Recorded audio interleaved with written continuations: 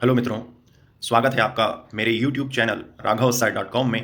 आज हम कक्षा 10th विषय विज्ञान के अध्याय 3 धातु एवं अधातु के ज्ञान आधारित प्रश्न को समझेंगे।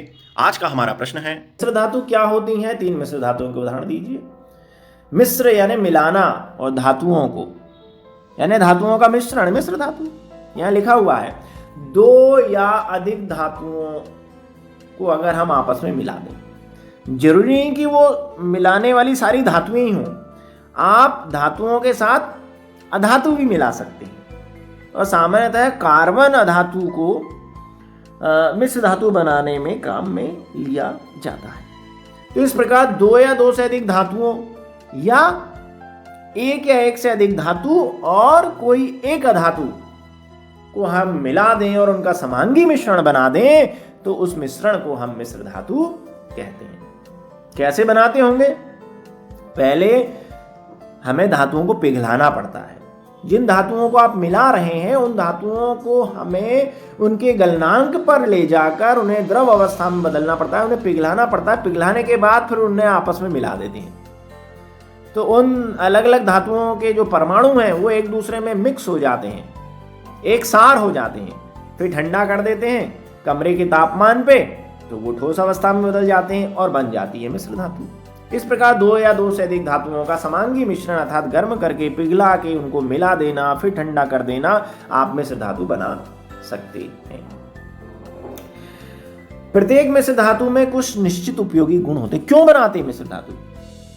अरे हमें एक धातु में कोई अच्छा गुण दिख रहा है और दूसरी धातु में कोई अच्छा गुण दिख रहा है, अगर हम इन दोनों को मिला दें तो ये दोनों गुण साथ साथ आ जाएंगे, तो बन जाएगी मिश्र धातु। तो हम अक्सर मिश्र धातुओं को इसलिए बनाते हैं क्योंकि उनमें उपयोगी गुण पाए जाते हैं। ये गुण मिश्र धातु बनाने वाले अवयवी तत्वों या धातुओं से पूरी तरह भिन्न होते हैं। अर्थात मिश्र धातुओं के गुण उनको बनाने वाली धातुओं से अलग होते हैं, अच्छे होते हैं। अवयवी तत्वों के अनुपात को कम या अधिक करके इनके गुणों को हम परिवर्तित कर सकते हैं। मिश्र धातुओं में निम्नलिखित विशेषताएं पाई जाती हैं। मिश्र धातुएं अपने अवयवी तत्वों या अवयवी धातुओं से अधिक कठोर होती हैं। सोना देखा है आपने?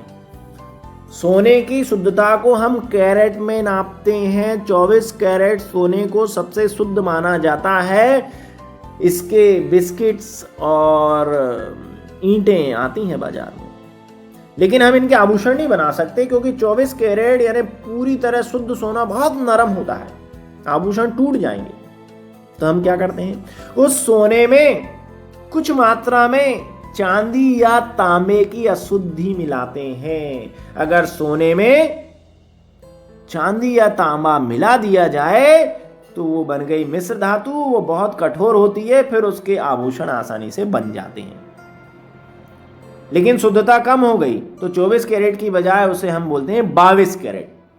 अगर सोने में 2 भाग चांदी या तांबा मिला दिया जाए तो वह अब 24 कैरेट का ना होकर 22 कैरेट का सोना हो गया।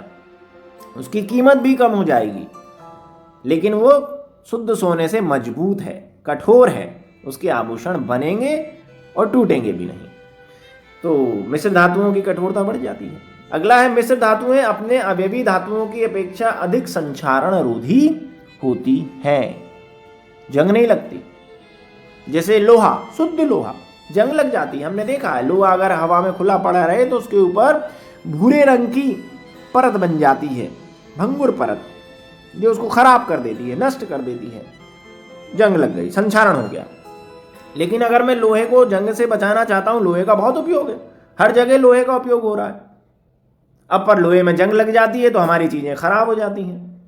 तो अब हम क्या कर रहे हैं, लोहे में कुछ मात्रा में क्रोमियम, निकेल और खासकर कार्बन की थोड़ी सी मात्रा मिला देते हैं, जो एक अधातु है।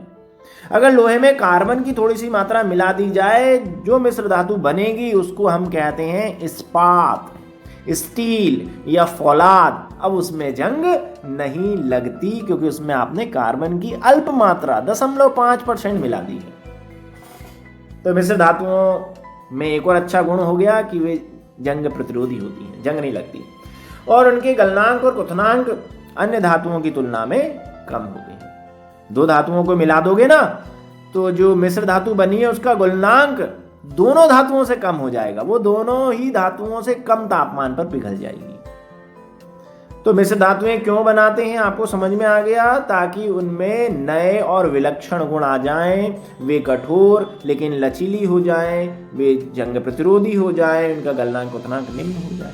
इसके लिए हम दो या दो से अधिक धातुओं को पिघलाकर आपस में मिलाते हैं। दो या दो से अधिक धातुओं का समांगी मिश्रण मिश्र धातु कहलाता है। और ये हो गई 6 मिश्र धातुएं। यहां पर मिश्र धातुओं के नाम हैं, उनके घटक हैं और उनके उपयोग हैं। ये तालिका पूछी जाती है, अधिकतम 5 नंबर में आएगी, तो आपको 5 मिश्र धातुओं के उदाहरण लिखना पड़ेंगे। यहां हमने 6 दे रखे, एक भूल भी गए तो 5 आपको याद रहेंगे।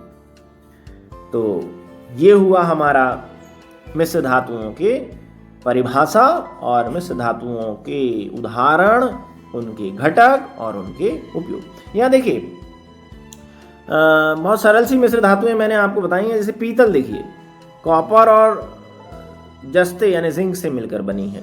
यहाँ पर परसेंटेज भी दिया हुआ है, आप परसेंटेज ना लिखें तो भी चलेगा। कांसे को देखिए और बेल मेटल को देखिए, इन दोनों को देखिए, ये दोनों ही मिश्र धातुएं तांबे और टिन एसएन से मिलकर बनी है। कॉपर और एसएन से दोनों मिलकर बनी है, लेकिन अंतर क्या है, इनकी मात्रा का अंतर है। एक में कॉपर ज्यादा है, टिन कम है, और इसमें थोड़ा सा कॉपर कम कर दिया, टिन की मात्रा बढ़ा दी गई है। तो इस प्रकार अगर हम धातुओं की मात्राओं को कम ज्यादा कर दें तो हम इन मिश्र धातुओं के गुणों में परिवर्तन कर सकते हैं और नई नई प्रकार की मिश्र धातुएं बना सकते हैं।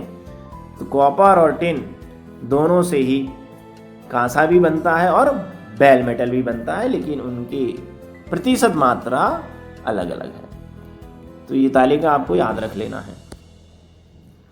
उम्मीद है आपको यह वीडियो बहुत पसंद आया होगा। इसे अधिक से अधिक लाइक एवं शेयर कीजिए तथा ऐसे अन्य शिक्षास्प्रद वीडियो को देखने के लिए मेरे चैनल को सब्सक्राइब कीजिए। बहुत बहुत धन्यवाद।